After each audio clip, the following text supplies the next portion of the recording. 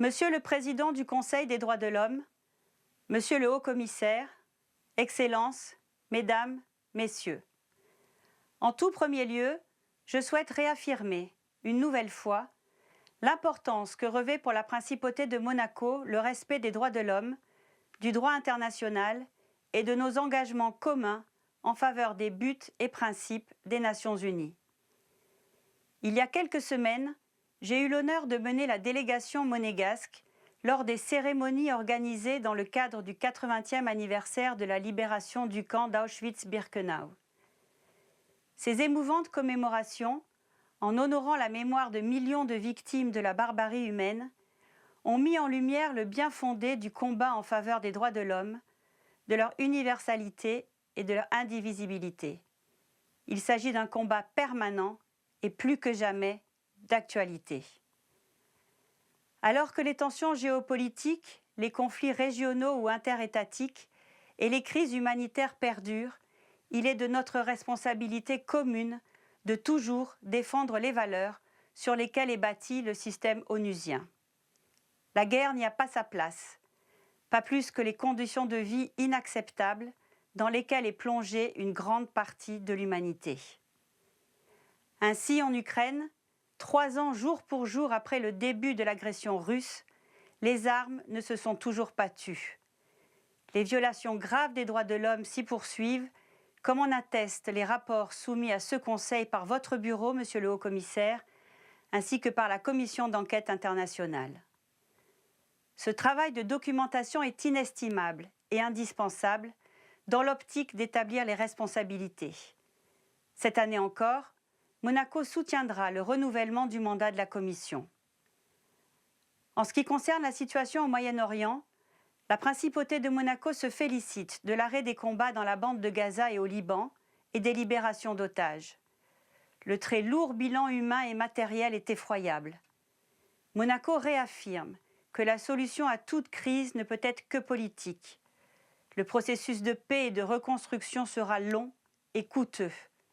Il ne pourra être mené à bien que dans un climat de paix et de sécurité pour les populations civiles de la région et dans le cadre de la solution à 2 États que nous continuons d'appeler de nos vœux.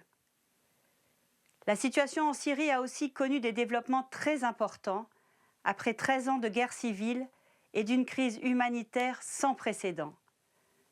Ce Conseil s'est activement mobilisé dès le début de la crise et cet engagement ne s'est jamais démenti jusqu'ici. Les témoignages et les preuves recueillies par la commission d'enquête et par le mécanisme sur la Syrie seront précieux pour établir les responsabilités et lutter contre l'impunité.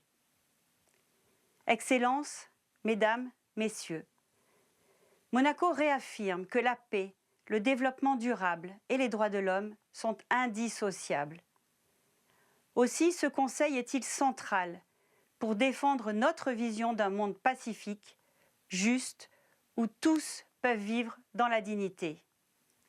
Les commissions d'enquête et les missions d'établissement des faits mandatées par l'ONU jouent un rôle important pour répondre aux violations du droit international et du droit humanitaire international. C'est pourquoi, très récemment, au regard des événements dans l'Est de la République démocratique du Congo, Monaco a soutenu la mise en place d'une mission d'établissement des faits lors de la session extraordinaire du 7 février dernier. J'aurais pu également évoquer bien d'autres situations particulièrement préoccupantes, en particulier pour les droits des femmes et des minorités dans de nombreux pays. Toutes les crises mobilisent fortement les ressources du Haut-Commissariat que nous savons toujours insuffisantes. À cela s'ajoutent d'importants défis transversaux qui ont émergé et nécessitent une action coordonnée au niveau mondial. Je pense par exemple aux effets du changement climatique, à la dégradation de notre environnement ou encore au développement rapide de l'intelligence artificielle.